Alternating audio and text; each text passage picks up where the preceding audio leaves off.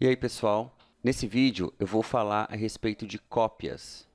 A forma mais simples de fazer uma cópia de um objeto é, com ele selecionado, usar a combinação Shift-D.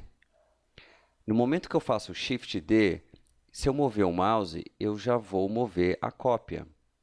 Caso eu queira mover usando o manipulador, basta eu cancelar a ação e aí eu posso usar o manipulador.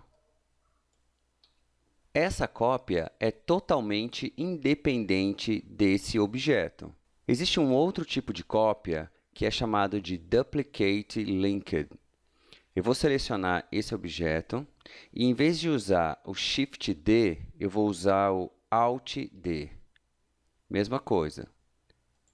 Só para vocês saberem, essas duas opções de cópia se encontram aqui no menu Object e Duplicate Objects, é o Shift-D, e Duplicate Linked, que é o Alt-D. Qual é a diferença do Duplicate comum para o Linked? Se eu entrar no modo de edição desse objeto, por exemplo, e pegar essa face aqui, ó, e mover, eu estou deformando somente esse objeto. Agora, se eu pegar esse objeto ou esse, selecionar essa face, bom, primeira coisa que vocês já vão notar é que eu entrei no modo de edição somente desse objeto e automaticamente esse também entrou. Eu selecionei essa face e essa face também está selecionada. Por quê? Porque esses objetos aqui estão conectados, por isso o nome linked. E se eu fizer qualquer alteração nos componentes de um, também vai ser feito no outro. Então, se eu movo essa face aqui, ou qualquer outro componente, como por exemplo, add, vai influenciar o outro. E se eu selecionar esse, acontece a mesma coisa, é um ou outro. Se eu quiser quebrar essa conexão, eu não quero mais que eles sejam dependentes, basta eu selecionar um deles e teclar U.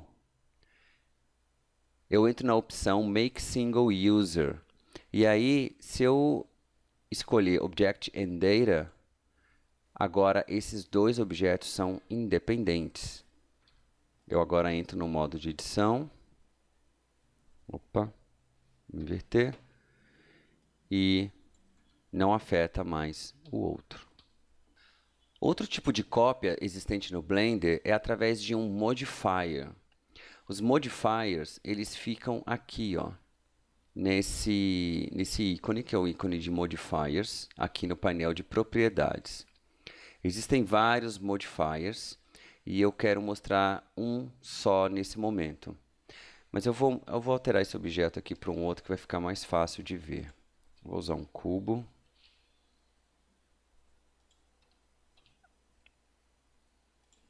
Ok. Esse modificador que eu quero mostrar é o Array. O que ele faz? O Array ele vai criar uma série de cópias desse objeto, mas isso aqui vai ser tudo um objeto só. Mas a vantagem é que eu consigo alterar as configurações no momento que eu quiser. Então, por exemplo, aqui no Count é a quantidade de cópias. Então, se eu for aumentando aqui a quantidade de cópias, ó, ele vai acrescentando. Se eu entrar aqui no modo de edição, no iframe, eu vou ver que uma cópia ela está exatamente no limite da outra, estão encostadas. A direção na qual as cópias são criadas é configurada por aqui. Esses três campos significam os três eixos x, y e z. Aqui está 1, significando, é como se fosse a porcentagem. 1% do tamanho, desculpa, 100% do tamanho do meu objeto no sentido do x, que é o primeiro eixo. Ou seja, a próxima cópia acontece exatamente após a original. Isso, na verdade, vai definir o espaçamento entre as cópias. Se eu colocar 2, por exemplo, fica o espaço de uma outra peça aqui, ó. Então, esse 2 significa 2 vezes a peça. Então, ele dá um espaçamento maior. Então, eu posso controlar quão espaçoso é um objeto do outro. Posso também alterar o eixo. Em vez dele fazer as cópias no sentido do x, eu vou zerar o x e vou colocar um no sentido do y. Ele vai vir para esse lado. Ou então, no z. Posso também fazer em 2 eixos ao mesmo tempo, ou mais. Se eu quiser fazer uma escada melhor aqui, ó, eu vou fazer no sentido aqui do y. Vou deixar um aqui. O array também é muito legal para fazer cópias em curva, cópias radiais. Porém, para que isso aconteça da forma correta, a gente precisa colocar o centro do objeto no lugar certo. O centro do objeto é chamado de origin, e é exatamente onde está esse ponto laranja aqui, ó. Vamos tirar as cópias aqui, deixa eu colocar uma só. Vamos zerar. Digamos que eu queira fazer cópias, mas eu vou manter o centro de rotação onde o origin está, ou seja, no centro do objeto. Primeiramente, para eu usar essas cópias radiais, eu preciso de um segundo objeto. Ele que vai guiar a rotação dessas cópias. Eu posso usar qualquer objeto, mas eu vou usar um objeto aqui, ó, que é chamado de empty.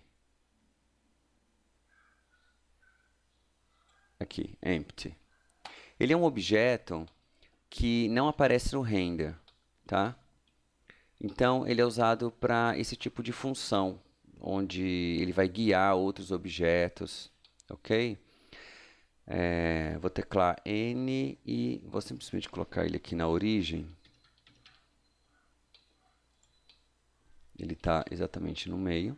E com o meu objeto selecionado, eu vou desmarcar esse Relative Offset e vou habilitar o Object Offset. Aqui, o offset, ou seja, o espaçamento, era guiado pelos valores dos campos. Agora, ele vai ser guiado por um objeto. Então, agora eu clico aqui dentro e eu vou escolher o Empty.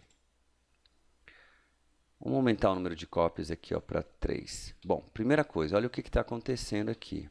Automaticamente, ele está gerando cópias, mas umas cópias de formas estranhas, com escalas diferenciadas. Então, primeira regra para você ter um array regular, ou pelo menos com um resultado esperado, é fazer com que os valores dos eixos da escala sejam 1.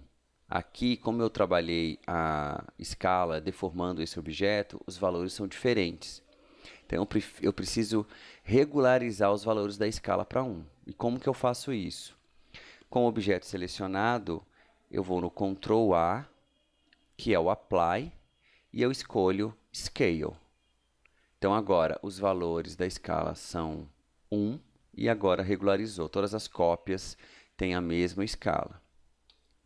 O Apply também está aqui, ó, no Object, Apply. Você escolhe Scale. Bom, vou selecionar o Empty e vou mover. Então, agora, quem configura esse espaçamento é a posição desse objeto. Se eu colocar para cima, ele vai espaçar para cima. Vou voltar aqui para a origem. Legal. Significa também que se eu rotacionar o empty no eixo Z, por exemplo, olha o que vai acontecer. Então, posso ter esse tipo de cópia sem problema nenhum. Mas se a gente quiser fazer, por exemplo, algo parecido com uma escada em espiral, a posição do origin não é legal aqui no centro.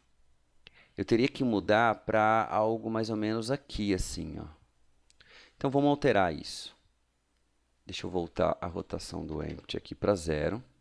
Vou selecionar aqui o meu objeto. E existem algumas formas de eu deslocar o origin para esse ponto. Eu vou mostrar duas formas aqui. Eu posso entrar no modo de edição, selecionar todos os componentes, como aqui já está selecionado, e mover para cá. Saio do modo de edição, e o que acontece é que a minha origem permanece estática, então ela está na posição que eu queria. Ou seja, toda vez que eu manipulo os componentes, a posição da origem do objeto não se altera. Vou voltar aqui com Ctrl Z. E outra forma é selecionando essa face. Com ela selecionada, eu vou usar a opção Shift S. Seleciono Cursor to Selected, ou seja, o cursor 3D vai ocupar a posição daquela face. Então, ele pulou daqui para cá. Saio desse modo. Agora, com ele aqui, eu venho aqui no Tools, Set Origin, e eu escolho Origin to 3D Cursor. Ou seja, a origem do objeto vai ocupar a posição do cursor 3D. Tá? Automaticamente isso aconteceu porque eu estou com o array aplicado, e isso vai influenciar o array diretamente, porque a configuração do espaçamento é dada com referência na posição da origem do objeto. Então, esse cara aqui, ó, ele já está numa posição que não é legal. Então, vamos desfazer aqui. Tá? Selecionei o objeto, venho aqui no array, clico no X. Eu preciso que esse empty esteja numa posição melhor, esteja exatamente aqui no centro. Então, se eu vier aqui para vista de topo, e eu quero que ele esteja alinhado aqui com essa face, eu posso usar um snap. Habilito o snap, posso escolher face, edge, vertex. Eu uso bastante vertex. E arrasto até colocar o meu cursor aqui em cima, ó, ele vai ficar com aquele círculo, significando que ele encontrou um vértice.